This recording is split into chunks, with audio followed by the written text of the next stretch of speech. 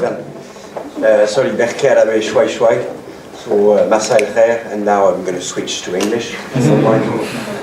I apologize in advance for the picture used for me. It was taken on the roof top of the Amnesty International building in London when I was a researcher for the Democratic Republic of Congo. And as you can see on my look, I just came back from Congo. I remember vividly this picture. Sorry about that. So I wish to thank very sincerely the organizers of this panel. I must say that I'm very privileged to be addressing such a distinguished audience, and on a topic which is so vast that personally I spent the last 6 years researching it, studying it, and being a fact finder myself. So of course this presentation will only touch upon some of the issues.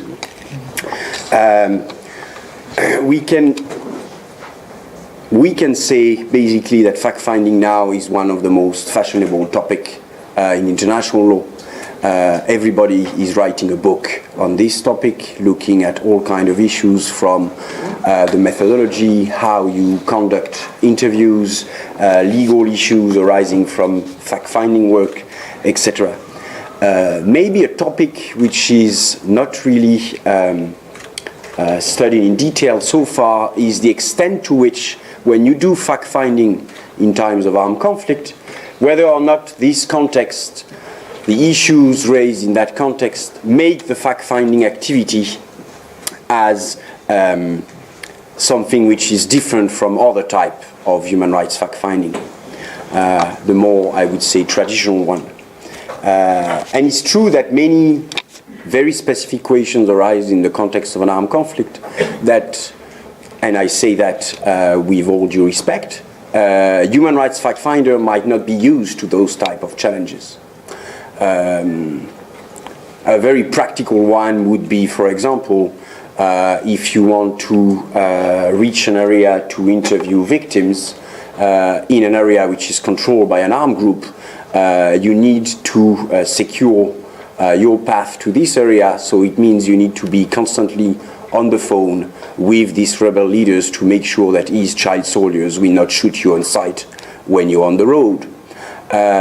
This type of security challenges will make your life as a fact finder very complicated, but already fact finding in itself is a complicated job. So I'm going to be trying to look at the extent to which fact-finding in times of war, mostly in relation to allegation of violation of international humanitarian law, is specific compared to the more traditional fact-finding work. I'll do that in my personal capacity, so if you quote my current organization saying that, I would deny it. Basically, the starting point is to give you a kind of overview of some of the key issues that are peculiar to fact-finding in an armed conflict. And to do that, I will look at two different set of problems.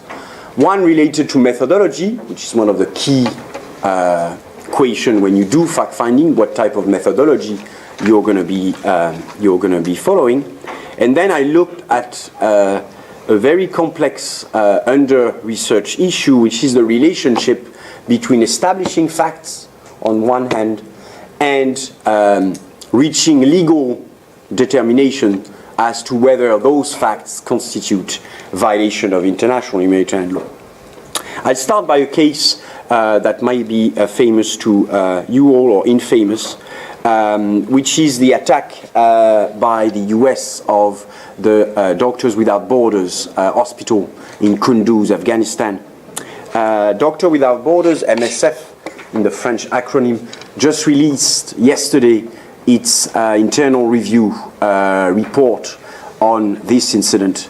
Basically, for the known fact, which are not controversial, a US gunship, so this is a plane flying at a low altitude, mostly using heavy guns and not proper rockets or missiles, attack the MSF hospital in Kunduz in the early hours, basically in the middle of the night, on the 3rd of October 2015.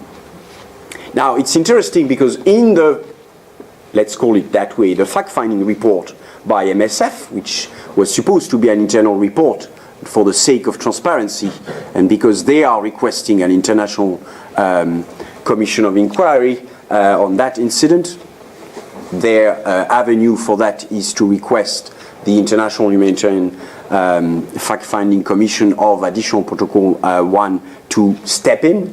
This report highlights two quotes of this report highlight the issue of doing fact-finding in times of war. One of the quotes from the letter annexed to the report says, "What we know is that we were running," so this is the director of MSF speaking, "What we know is that we were running an hospital treating patients, including wounded combatants from both sides. This was not a Taliban base. The question remains as to whether our hospital lost its protected status in the eyes of the military forces," reading US, "engaged in this attack, and if so, why?" So here you have a first set of problems. But the core issue with regard to fact-finding in that particular case comes with another quote, where the MSF notes in the report that this report is the view from inside the hospital. What we lack is the view from outside the hospital, what happened within the military chains of command. Reading again, the US military chain of command, which decided to attack that hospital. So here you have two issues. You have first the difficulty of establishing all the facts you need to conclude whether or not this attack is a violation of international humanitarian law. If you want, in addition to that, to show that it was a war crime, you need even more information in relation to international criminal law and the elements of war crimes. So that's the first issue you have. You need a lot of facts when it comes to alleged violation of international humanitarian law to be able to find violations. And the other complementary issue is how you're going to decide whether or not it's a violation per se of international humanitarian law. So just a few remarks just to set the tone with regard to that topic. Fact-finding is commonly defined as the method used to establish facts with a certain degree of certainty, and doing that in an objective and credible manner. Like everybody can establish facts. What you want is to make sure that the way you did it will not be questioned, and that you can fairly say basically those facts are what happened that day in that area or in that context. Now, international humanitarian law, you all know it, but I just remind you of that. This is the set of norms applicable during an armed conflict, which is aimed at limiting the effects of war, either by protecting certain persons, including medical staff and hospital, and the set of norms that also regulate the conduct of hostilities, so the type of weapons you're going to be using, how you can use them, what you can target. So fact-finding about alleged violation of these norms, many people would tell you, because those norms are so specific, fact-finding in that area will be by definition specific. But the issue of whether fact-finding is with regard to a particular context or with regard to a particular set of norms is different from other type of fact-finding, this is a recurring issue. I was involved as an expert in the drafting of the Foreign Office protocol on investigation and documentation of sexual violence during armed conflict. The recurring question we had when we drafted that manual, which was mostly about methodology, how you investigate rape and other forms of sexual violence, was, do we need a specific manual to do investigation and fact-finding with regard to that type of violations? Are they so specific that they would require a manual which is different from all the other existing manuals? And believe me, there are a lot. Doesn't prevent practitioners from making rookie mistake. The more you have manuals, the less they are followed in practice. So you're going to have all kind of mistakes made on the ground. Well, if you're in the middle of an armed conflict, you will tend to be doing more mistakes than if you're in peacetime. But that's another issue. So, looking at the context of an armed conflict and looking at the set of norms you're trying to look at, international humanitarian law, by definition you will have specific, very peculiar issues. What type of weapons were used? If you need to gather information on that, it's going to be much more complicated than gathering other type of information, such as establishing whether security forces used excessive force during a demonstration. If you want to know what type of weapons were used in that attack, the set of facts you need to look for are going to be in themselves complex. But also certain norms of international humanitarian law are drafted in a way where you need to gather facts you're not used to. I'll come back to that later. So let's start by methodological challenges. So what could be specific with regard to doing fact-finding in terms of armed conflict compared to the more traditional common methodology? Well, a basic point to start with. During an armed conflict, you will have limited access or no access to the crime scene. Well, most of the time, the entire country is a crime scene. So, in many instances, fact-finders will not have access to the country, especially if you're talking about fact-finders that are part of a very established mechanism, like the Commission of Inquiry on Syria. If you're talking about fact-finding done by non-governmental organizations, then it's more flexible. For example, Amnesty International, with regard to Syria, Syria is the only country in the world, to my knowledge, where Amnesty International is not requesting, is not informing the authorities that they are coming to the country. But in all other fact-finding missions carried out by Amnesty, when I was in the east of Congo, in the middle of nowhere, before getting there, I was sending a letter to all the authorities in Kinshasa to tell them that I'd be around and informing them of the purpose of my visit. So this in itself is particular. And investigating when you have rockets flying around, that's a challenge in itself. And be able to keep a very sound methodology when you're risking your life, this is another problem. But also, this means that the entire environment is volatile, not just for you, for the victims, for witnesses. How are you going to interview people in an area which is not even controlled by the government? Well, sometimes it's controlled by the government, but that would be the government violating international humanitarian law. I remember one case in Congo where we visited an area. Even the fighters of the armed group were afraid to talk to us. So we decided not to talk at all to anyone there, except the leader of the armed group who invited us there, just to explain that they were respecting all the norms in international humanitarian law. By the way, that's, in terms of methodology, that's something you always need to do. You need to get the side of the story from the alleged perpetrators, because then it will increase your credibility when you reach conclusions in terms of violations. Now, another area which is interesting and raising specific challenges is sources of information. Usually when you do fact-finding, you use three types of sources of information. Criminal lawyers would say evidence. You're going to be using physical evidence. That could be shrapnels from a weapon. That could be all kind of things you can find on the crime scene. This will be documentary evidence as well. So you could, for example, use if you can get access to that, and I'm telling you, it's going to cost you a whole budget in terms of buying beers to the general who is going to give you that information, but you can get access to the military plan of the operation.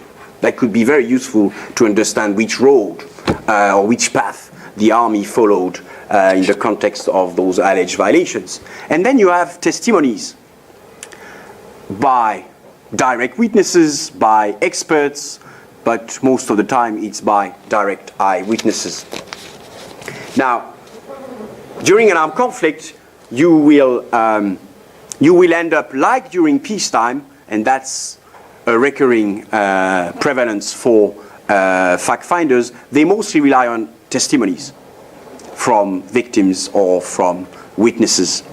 Now, this is very useful because you have direct information, but you will only get a certain set of information. You will not get all the information you need. For example, in international humanitarian law, if you want to establish a violation on the conduct of hostilities, you need to get information on what the commander who decided to launch this attack knew at the time the attack was carried out. So the civilian victim on the ground will not be able to give you that information. So you need to be careful relying too much on witness testimonies. There's also, during armed conflict, an issue you find in peacetime, but which is even more prevalent, which is the issue of credibility of testimonies and reliability of information. To what extent are you going to trust a soldier giving you a testimony? Well, you need to do your homework. You need to know whether there is division within the army. Maybe there's some soldiers who want the army to change, so they are more inclined to provide you with information. But they might also be manipulating you. I take an example. You're in Georgia, you're talking to civilians who witnessed an attack by a multiple rocket launcher, so orgue de Staline pour les initiés, and you have civilians giving you all the detail on the type of weapon used. So this could raise an issue with regard to the credibility of the witness, because how come a civilian could know that this type of weapons was used? But then, if you research the context, you know that in Georgia, most male followed a military training, and the weapons used during the war, they were the same for the Russians and they were the same for the Georgians. They were Russian-made weapons. So here, through that, you can actually make your testimony more credible than the doubt you had at the beginning. In armed conflict, you may also end up being in a situation where you've been tasked, when you're being tasked to talk about 20 minutes and you want to talk about 1 hour, you've been tasked to only investigate one party to the conflict.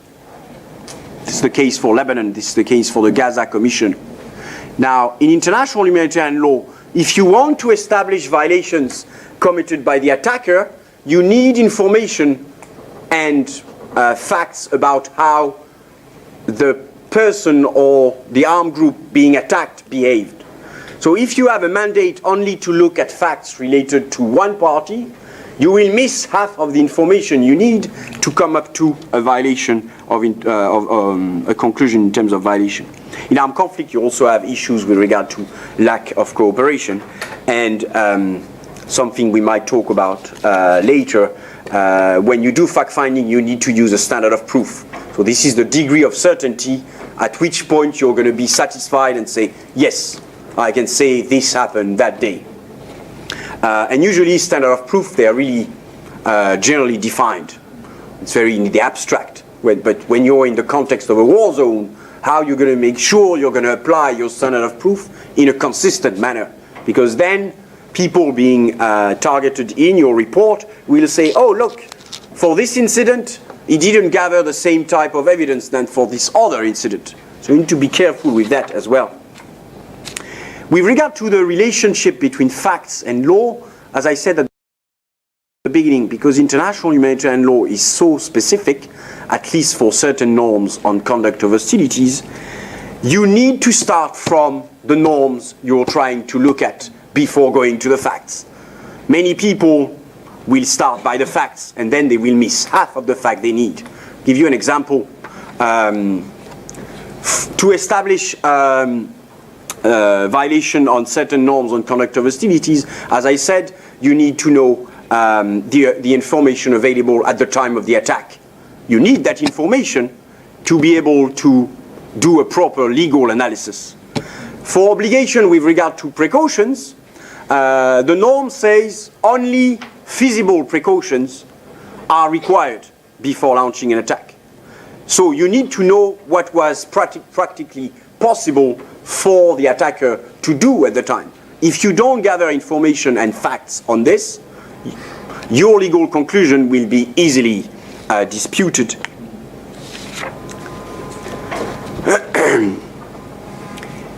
So, a peculiarity with fact-finding in armed conflict is that sometimes people coming from the, and I'm a human rights lawyer, so I say that